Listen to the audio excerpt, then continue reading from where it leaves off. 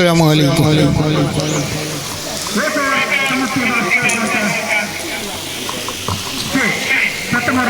ಇವತ್ತಿನ golden health foundation ಕಿನ್ಯಾ ಆರೋಗ್ಯ ಮತ್ತು ವೈದ್ಯಕೀಯ ಸೇವಾ ಸಂಸ್ಥೆಯ ಶಂಕುಸ್ಥಾಪನೆಯ ಈ ಒಂದು ಶುಭ ಸಮಾರಂಭದಲ್ಲಿ ನಮ್ಮ ರಾಜ್ಯ ಕಂಡ ಅತ್ಯಂತ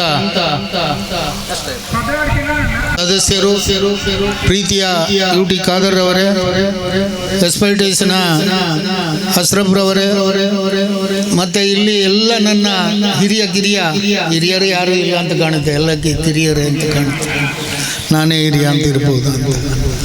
ಇರಲಿ, ಏನೇ ಆಗಲಿ, ಎಲ್ಲರ ಹೆಸರು ಹೇಳಲಿಕ್ಕೆ ನಮ್ಮ ಸ್ಪೀಕರ್ ಅವರಂತೂ ಹೇಳ್ತಾರೆ, ಒಬ್ಬರನ್ನು ಬಿಡದೆ, ಮುಂದೆ ಕೂತವ್ರನ್ನು ಮತ್ತು ಹಿಂದೆ ಕೂತವ್ರನ್ನು. ನಾನೊಂದ್ಸಲ ಹೇಳಿ ಸುಮ್ಮನೆ ಸಮಯ ಅವಕಾಶ ವ್ಯರ್ಥ ಮಾಡುವುದು ಬೇಡ. ನನಗೆ ಮೊನ್ನೆ ನಿಮ್ಮ ಜಮಾತಿನ ಅಧ್ಯಕ್ಷರು ಮತ್ತು ಇವರು ಬಂದು ಈ ಥರ ಬರಬೇಕು ಅಂತ ಹೇಳಿದರು. ಖಂಡಿತವಾಗಿ ನನಗೆ ಬರಲಿಕ್ಕೆ ಒಂದು ನಿಬಂಧನೆ, ನನ್ನನ್ನು ಇಲ್ಲಿ ಬರಲೇಬೇಕು ಅಂತ ಹೇಳುವ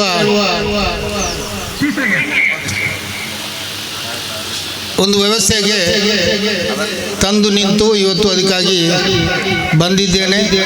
ಮತ್ತು ಸ್ಪೀಕರ್ ಅವರ ಈ ಸಮಾರಂಭವನ್ನು ಅತ್ಯಂತ ಸಂತೋಷದಿಂದ ನಿಮಗೆ ಒಂದೆರಡು ಮಾತನ್ನು ಹೇಳಲೇಬೇಕಾಗ್ತದೆ. ಈಗ ನೀವು ಇಲ್ಲಿ ಈ ಒಂದು ಸಂಸ್ಥೆ ಕಟ್ಟಲಿಕ್ಕೆ, ಆರೋಗ್ಯ ಸಂಸ್ಥೆ ಕಟ್ಟಲಿಕ್ಕೆ ನೀವು ತುಂಬ ಉತ್ಸುಕರಾಗಿದ್ದೀರಿ. ಇದು ಒಳ್ಳೆಯ ವಾತಾವರಣ, ಆದರೆ ನಿಮ್ಮ ಮೇಲೆ ಅತ್ಯಂತ ಬಲಿಷ್ಠವಾದ ಜವಾಬ್ದಾರಿ ಕೂಡ ಇರ್ತದೆ. ಒಬ್ಬ ರೋಗಿಯನ್ನು ಪರೀಕ್ಷಿಸುವುದು ಡಾಕ್ಟರ್ಗೆ ಸುಲಭದ ಕೆಲಸ ಅಲ್ಲ. ಹಿಂದೆ ಆದರೆ ನಮ್ಮ ಹಿರಿಯರು ರೋಗಿಗಳು ಹೋದರೆ ನಾಡಿ ಹಿಡಿದು ಅವರ ಕಣ್ಣನ್ನು ಹೀಗೆ ಬಿಡಿಸಿ ನೋಡಿ ಅವರಿಗೆ ಔಷಧಿ ಬರೆದು ಕೊಡ್ತಿದ್ರು. ಇವತ್ತಿನ ಡಾಕ್ಟರ್ಗಳಿಗೆ ಅದು ಸಾಧ್ಯವೇ ಇಲ್ಲ. ಅವರಿಗೆ ಲ್ಯಾಬ್ ರಿಪೋರ್ಟ್ ಬೇಕು, ಎಕ್ಸ್ರೇ ಬೇಕು, ಅಲ್ಟ್ರಾಸೌಂಡ್ ಬೇಕು, ಪ್ರತಿಯೊಂದು ಬೇರೆ ಬೇರೆ ಪರೀಕ್ಷೆ ಮಾಡಿದ ಆಧಾರ ಬೇಕು. ಅದನ್ನು ನೋಡಿಯೇ ಅವರು ಔಷಧಿ ಬರೆಯುವುದು. ಅದಕ್ಕಾಗಿ ಎರಡು ವಿಚಾರವನ್ನು ಹೇಳಿ ನಾನು ಮಾತು ಮುಗಿಸ್ತೇನೆ, ಜಾಸ್ತಿ ಉದ್ದ ತಗೊಂಡು ಹೋಗುವುದಿಲ್ಲ. ನೀವು ಬಿಲ್ಡಿಂಗ್ ಕಟ್ಟುವಾಗ ಈಗ ನಿಮಗೆ ಅದನ್ನು ನಡೆಸ್ಕೊಂಡು ಬರಲಿಕ್ಕೆ ತುಂಬ ತಾಪತ್ರೆ, ಅದಕ್ಕೆ ವರಮಾನ ಬೇಕು, ಈಗೆಲ್ಲ ಹೇಳಿದ್ರಿ. ನನ್ನ ಮನಸ್ಸಿಗೆ ಹಾಗೇನು ಕಾಣುವುದಿಲ್ಲ ಇಲ್ಲಿ. ಯಾಕೆಂತ ಹೇಳಿದರೆ ಕಿನ್ಯ ಜಮಾತ್ ಅತ್ಯಂತ ಶ್ರೀಮಂತ ಜಮಾತ್, ಉಳ್ಳಾಳ ಬಿಟ್ಟರೆ. ಇದೇನು ನೀವು ಯಾರು ಹೇಳಬೇಕಾಗಿಲ್ಲ. ಕಾರಣ ಈಗ ಅವ್ರು ಹೇಳಿದ್ರಲ್ಲ, ನನ್ನ ತಂದೆ ಅಜ್ಜ, ತಾಯಿಯ ತಂದೆ ಅಜ್ಜ ನನ್ನ ಪಂಜಾಳ ಸೇಕ ಬೈಚರ್, ಪಿಲಿಕೂರು ಪಂಜಾಳ ಸೇಕ ಬೈಚರ್ ಅಂದರೆ ಅವರು ಔಷಧಿ ಕೊಡುವಂತ ಮಾಡ್ತಾ ಇದ್ರು. ಅತ್ಯಂತ ಭೂಮಿವಂತರು, ಶ್ರೀಮಂತರು ವರ್ಗದಲ್ಲಿ ಸೇರಿದವರು. ಅವರು ಈ ಮಸೀದಿಯ ಮುಖ್ಯಸ್ಥರಾಗಿದ್ದರು. ಅದೇ ಸಮಯದಲ್ಲಿ ತಲಪಾಡಿ ಮಸೀದಿಯ ಮುಖ್ಯಸ್ಥರು ಕೂಡ, ಎರಡು ಊರಿನ ಮಸೀದಿಯ ಮುಖ್ಯಸ್ಥರಾಗಿದ್ದರು. ಇದಕ್ಕೆ ದಾಖಲೆ ಕೂಡ ನನಗೆ ಮರ್ಹೂಮ್ ಉಸಗುಂಜಾಜಿ ಅವರು ರೈಟಿಂಗ್ನಲ್ಲಿ ಈ ಜಮಾತಿನಿಂದ ಈಗ ಒಂದು 10 ವರ್ಷದ ಹಿಂದೆನೇ ನನಗೆ ತಂದು ಕೊಟ್ಟಿದ್ದಾರೆ. ನನ್ನ ಹತ್ರ ಇದೆ ಅದು. ಯಾಕೆ ಯಾರಾದರೂ ಕೇಳಿದರೆ ನಾನು ಸುಮ್ಮನೆ ನಾನು ಯಾವತ್ತೂ ನನ್ನ ಅಜ್ಜನನ್ನು ನೋಡಲಿಲ್ಲ. ಸುಮ್ಮನೆ ಹೇಳಿದರೆ ತಪ್ಪಾಗಬಹುದು ಅಂತೇಳಿ ಅಧಿಕೃತವಾಗಿ ಅದನ್ನು ರೈಟಿಂಗಲ್ಲಿ ಬರೆದು ತಗೊಂಡು ಭದ್ರವಾಗಿ ಇಟ್ಟಿದೆ. ಇದು ಯಾಕೆ ಹೇಳ್ತಾ ಇದ್ದೇನೆ ಅಂತ ಹೇಳಿದ್ರೆ, ಆ ಕಾಲದಿಂದಲೂ ಈ ಮಸೀದಿ ಅತ್ಯಂತ ಶ್ರೀಮಂತ. ಉಳ್ಳಾಳ ದರ್ಗಾ ಅಥವಾ ಮಸೀದಿ ಬಿಟ್ಟರೆ ಮತ್ತೆ ಇದ್ವಿ. ಆದ್ದರಿಂದ ನನ್ನ ಒಂದು ಅನಿಸಿಕೆ, ನೀವು ಮಾಡಬೇಕು ಅಂತ ಅಪ್ಪಣೆ ಏನೂ ಅಲ್ಲ, ನೀವು ಯುಟಿ ಖಾದರ್ ಅವರು ಇದ್ದಾರೆ, ಅವರು ನಿಮಗೆ ಸಲಹೆ ಕೊಡ್ಬೋದು. ಅದರಲ್ಲಿ ಒಂದು ಆಸ್ಪತ್ರೆ ನೀವು ಮಾಡುವುದಾದರೆ ಅದರಲ್ಲಿ ಯಾವುದೇ ಅಡಚಣೆ, ಆತಂಕ ಇರಬಾರ್ದು. ಎಕ್ಸ್ರೇ, ಅಲ್ಟ್ರಾಸೌಂಡಿಗೆ ವ್ಯವಸ್ಥೆ ಇರಬೇಕು. ಕನಿಷ್ಠ ಪಕ್ಷ ಚಿಕ್ಕ ಲೆವೆಲ್ನಲ್ಲಿ ಏನಾಗಿದೆ ಎಂಥದ್ದಿದೆ ಇವರಿಗೆ ಅಂತ ನೋಡುವುದಕ್ಕೆ. ಆಮೇಲೆ ಒಂದು 5 ಬೆಡ್ ಆದರೂ ಬೇಕು ಪರೀಕ್ಷೆ ಮಾಡಲಿಕ್ಕೆ. ಇನ್ನು ಡಯಾಲಿಸಿಸ್ ಮಿಷನ್ ನೀವು ಹಾಕಿದರೆ ಅದಕ್ಕೆ ನುರಿತ ವೈದ್ಯಕೀಯ ಸಿಬ್ಬಂದಿ ಬೇಕು. ಹಾಗೆ ಡಯಾಲಿಸಿಸ್ ಮಿಷನ್ ಹಾಕ್ಲಿಕ್ಕೆ ಆಗುವುದಿಲ್ಲ. ಯಾಕೆಂತ ಹೇಳಿದರೆ ICU ಬೇಕಾಗ್ತದೆ ಹತ್ರ. ಏನಾದರೂ ಹೆಚ್ಚು ಕಮ್ಮಿ ಆದರೆ ಅತ್ಯಂತ ಜರೂರಾಗಿ ICUಗೆ ಶಿಫ್ಟ್ ಮಾಡಲಿಕ್ಕೆ. ಇಂಥ ವ್ಯವಸ್ಥೆ ಇರುವಾಗ ನೀವು ಅದರಲ್ಲಿ ಮನೆ ಮಾಡಿಕೊಂಡ್ರೆ, 2 ಮನೆ ಬಾಡಿಗೆ ಕೊಟ್ಟು ಮಾಡಿಕೊಂಡ್ರೆ ಅದು ಎಷ್ಟು ಸಮಂಜಸ ಅಂತ ನೀವು ಹಿರಿಯರಿದ್ದೀರಿ, ನಿಮಗೆ ಅನುಭವ ಇದೆ ಪಂಚಾಯತ್ನಲ್ಲಿ. ನೀವು ಅದರ ಬಗ್ಗೆ ಪುನರಪಿ ಪರಿಶೀಲಿಸಬೇಕು ಅಂತ ನನ್ನ ಮನವಿ, ಬೇರೆ ಏನೂ ಅಲ್ಲ. ಮತ್ತು ನಿಮಗೆ ಕಣಚೂರು ಸಂಸ್ಥೆ ಏನೆಲ್ಲ ಬೇಕು, ನಿಮಗೆ ವಾರದಲ್ಲಿ 1 ಜನ ಅಥವಾ ತಿಂಗಳಿಗೆ 1 ಸಲ ನುರಿತ ವೈದ್ಯರುಗಳೆಲ್ಲ ನಮ್ಮ ಸಂಸ್ಥೆಯಲ್ಲೇ ಅತ್ಯಂತ ಬಲಿಷ್ಠವಾಗಿ ಬೇಕಾದಷ್ಟು ನುರಿತ ಡಾಕ್ಟರ್ಗಳಿದ್ದಾರೆ.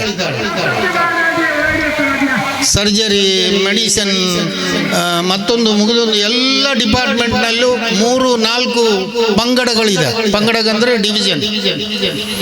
ಆದ್ದರಿಂದ ಕಿನ್ಯ ನೀವು ಈ ಥರದ ವ್ಯವಸ್ಥೆಯನ್ನು ಮಾಡಿದರೆ ದಿನ ನಿಮಗೆ ಎಲ್ಲ ಥರದ ಸೂಪರ್ ಸ್ಪೆಷಾಲಿಟಿಯನ್ನು ಬಿಟ್ಟು ಇನ್ನು ಮೆಡಿಸಿನ್, ಗೈನಿಕ್, ಆರ್ಥೋ, ಆಪ್ಥಲ್ಮಾಲಜಿ ಇನ್ನಿತರ ಎಲ್ಲ ಇದರಲ್ಲಿ ಕನಿಷ್ಠ ಪಕ್ಷ ಒಂದು 10 ಡಿಪಾರ್ಟ್ಮೆಂಟ್ನಲ್ಲಿ ಪ್ರತಿದಿನ ಡಾಕ್ಟರ್ಗಳನ್ನ ಕಳಿಸಿ ನಿಮ್ಮ ಆಗು ಹೋಗುಗಳು, ನಿಮ್ಮ ಅವಶ್ಯಕತೆಗಳನ್ನು ಪೂರೈಸುವಂಥ ಕೆಲಸ ಖಂಡಿತವಾಗಿ ಮಾಡ್ತೇವೆ.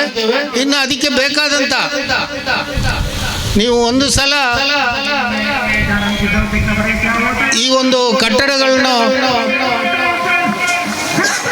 ನೀವು ಅರ್ಪಣೆ ಮಾಡಿ ಅದಕ್ಕೆ ಅಧಿಕೃತವಾಗಿ MLA ಅವರ ಕ್ಷೇತ್ರದಿಂದ BEO ಅವರು ಅಧಿಕೃತವಾಗಿ ಆದೇಶ ಕೊಟ್ಟರೆ ಖಂಡಿತವಾಗೂ ಎಕ್ಸ್ರೇ ಮಿಷನ್ ಆಗಲಿ, ಅಲ್ಟ್ರಾಸೌಂಡ್ ಮಿಷನ್ ಆಗಲಿ, ಏನು ನಿಮಗೆ ಅವಶ್ಯಕತೆ ತಾತ್ಕಾಲಿಕವಾಗಿ ಬೇಕು ಅದೆಲ್ಲವನ್ನು ಕೂಡ ಕಣಚೂರು ಸಂಸ್ಥೆ ಪೂರೈಸ್ತದೆ.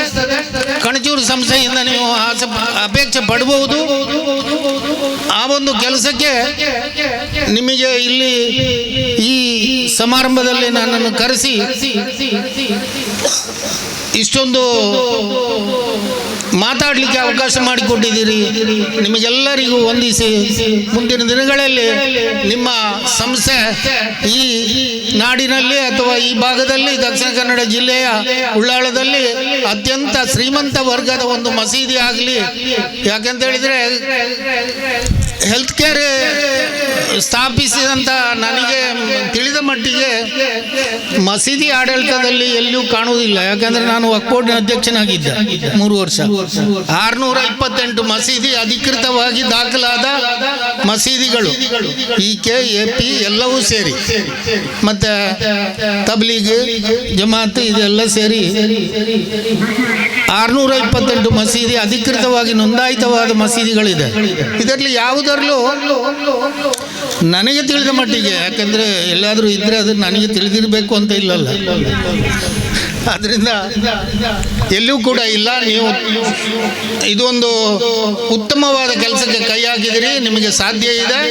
ನೀವು ಆ ಒಂದು ವ್ಯವಸ್ಥೆಯನ್ನು ಪುನರಪಿ ಪರಿಶೀಲಿಸಿ ಸಮಾಜಕ್ಕೆ ಅರ್ಪಿಸಿ, ನಿಮ್ಮ ಒಂದು ವೇಳೆ ಆ ಥರ ನಿಮಗೇನಾದ್ರು ಕಷ್ಟ ಆದರೆ ಒಂದಷ್ಟು ಚಂದ ಮೆಡಿಕಲ್ ಕಾಲೇಜುಗಳಿಂದ ನೀವು ತಗೊಳ್ಳಿ, ಅದಕ್ಕೆ ನಾನು ಕೂಡ ಸಹಕಾರ ಮಾಡ್ತೇನೆ. ನೀವು ಬಗ್ಗೆ ಪುನರಪಿ ಪರಿಶೀಲಿಸಿ ಆಸ್ಪತ್ರೆಯನ್ನು ಸುಸಜ್ಜಿತವಾಗಿ, ಆಸ್ಪತ್ರೆಗಳಿಗೆ, ನರ್ಸ್ಗಳಿಗೆ ಯಾವುದೇ ಅಡಚಣೆ ತೊಂದರೆ ಇಲ್ಲದ ಹಾಗೆ ಬಂದಂಥ ಪೇಷಂಟ್ಗಳನ್ನ ನೋಡಿ ಅವರಿಗೆ ಚಿಕಿತ್ಸೆ ಕೊಡಲಿಕ್ಕೆ, ಅವರಿಗೆ ಸಲಹೆ ಕೊಡಲಿಕ್ಕೆ ಅವಕಾಶ ಮಾಡಿ ಕೊಡಿ ಅಂತ ಹೇಳುವ ಮಾತನ್ನು ಹೇಳಿ ನನ್ನ ಮಾತನ್ನು ಮುಗಿಸ್ತೇನೆ. ಜೈ ಹಿಂದ್.